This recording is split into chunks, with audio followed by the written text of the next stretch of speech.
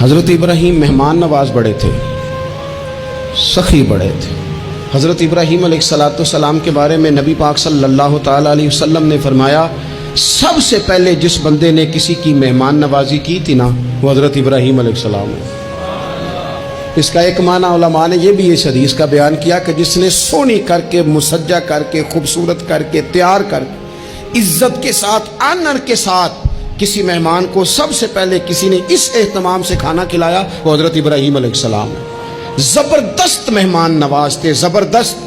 اپنے گھر کے 4 دروازے بنائے ہوئے تھے، 4، اور فرماتے تھے میری خواہش ہے کہ چاروں طرف سے مہمان آئیں، روٹیاں پکتی رہیں، دنیا کھاتی رہے، دنیا آوے کھا کھا جاوے راضی ہووے بلا، آئیں لوگ کھائیں، یہ میری خواہش ہے۔ روٹی کھلاؤ، روٹی کھلاؤ، روٹی کھلاؤ، لنگر کھلاؤ۔ حضور صلی اللہ علیہ وسلم سے پوچھا گیا یا رسول اللہ بہترین مسلمان کون ہے؟ تو حضور نے فرمایا جو سلام لینے میں پہل کرے اور کھانا زیادہ کھلائے، کھانا کھلائے، جو جس کا مزاج ہو کھانا کھلانے کا، طبیعت ہو کھانا کھلانے۔ حضرت ابراہیم علیہ السلام اتنی مہمان نوازی کرتے کہ نبی پاک صلی اللہ علیہ وسلم نے فرمایا یہ ترغیب و ترہیب میں موجود ہے۔ حضور علیہ السلام نے فرمایا کہ اللہ تعالیٰ نے حضرت ابراہیم علیہ السلام سے ایک دفعہ فرمایا ابراہیم یہ جو آپ کو اپنا خلیل بنایا ہے نا یہ اس لیے بنایا ہے کہ آپ کے دل مخلوق کے حق میں بڑے نرم ہیں، آپ مہمان نوازی بڑی کرتے ہیں، اور کبھی کبھی مشکل حالات ہوتے ہیں نا، ٹف حالات، ان میں بھی مہمان نوازی کرتے، ان میں بھی پانی پلاتے، کھانا کھلاتے، لوگوں کو اس دور کی ضروریات کے مطابق لوگوں کو دیکھتے۔ ہمارے نا پورا باب ہے حدیث پاک میں، بخاری مسلم میں، کہ بندہ ہمیشہ دل کا غنی ہوتا ہے۔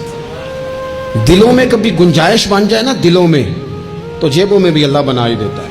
اپنے دلوں میں گنجائش بنائیں لوگوں کے لیے، اپنی طبیعتوں میں گنجائش، ہماری طبیعتوں میں گنجائش نہیں ہوتی۔ اللہ تعالیٰ بعض بندوں کو نواز دیتا ہے، انہیں چاہیے کہ وہ گنجائش رکھے، کشادہ کریں اپنے دل کو، سینے کو۔ حضرت ابراہیم علیہ السلام نے نا ایک دفعہ قحط ہو گیا تھا، تو مہمان تو اب آئے بیٹھے تھے، بلکہ ان دنوں میں مہمان زیادہ بڑھ جاتے ہیں، کئی دفعہ زیادہ لوگ آ جاتے ہیں۔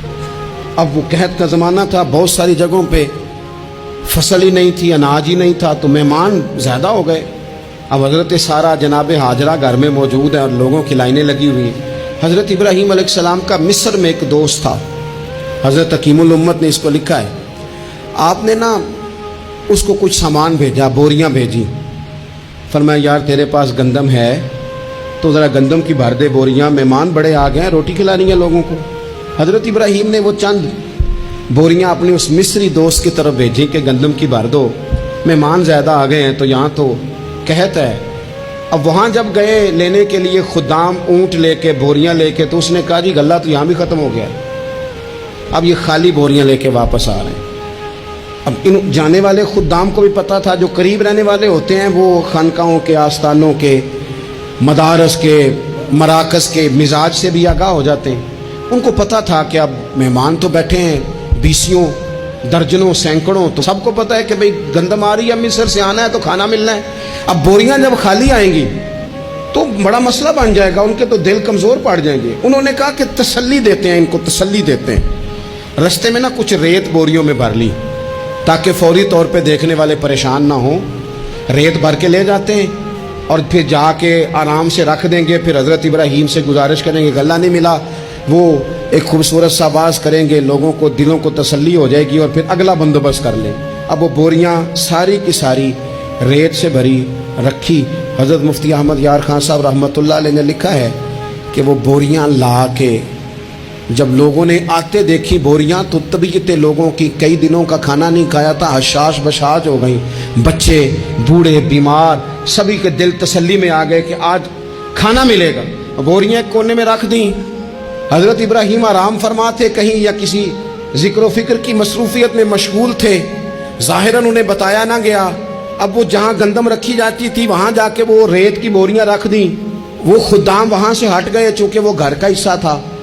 اب جناب ہاجرہ حضرت سارہ اٹھیں، ریت والی بوریاں جب کھولیں تو بہترین گندم نکلی اندر سے۔ اللہ تعالیٰ جب رزق دیتا ہے تو پھر بغیر، اور واللہ خیر الرازقین، بہترین رزق دینے والا اللہ ہے، سب سے بہتر رزق دینے والا۔ وہ کھولا ان کو، बेहतरीन गंदम निकली। उन्होंने फ़ौरन कनीज़ें जो थी उनको बुलाया, गंदम पीस ली गई। उसी वक़्त खाना पकने लगा। हज़रत इब्राहीम तशरीफ़ लाए, खाना चल रहा है, लोग लंगर खा रहे हैं। अब वो खुदाम भी परेशान थे कि भाई हम तो लाए थे रेत, ये गंदम कैसे आ गई।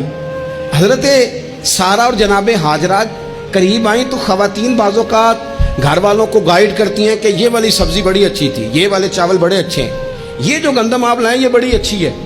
तो वो थोड़ी सी गंदम हाथ में पकड़ी जनाब हाजरा ने, जनाब सारा ने, हज़रत इब्राहीम के सामने करके कहा, ये जो आपका मिस्री यार है ना, ये जो मिस्री यार ने गंदम भेजी है ना, मिस्री यार ने, क्या बात है, खुशबू भी आला है, पकाने में भी अच्छी है, 2 लुकमे रोटी के चखे हैं, जायका भी कमाल है, ये जो आपका मिस्री यार है। हज़रत इब्राहीम कहने लगे, चुप कर जा, ये मिस्री यार ने नहीं भेजी, ये मेरे अर्शी यार ने भेजी है।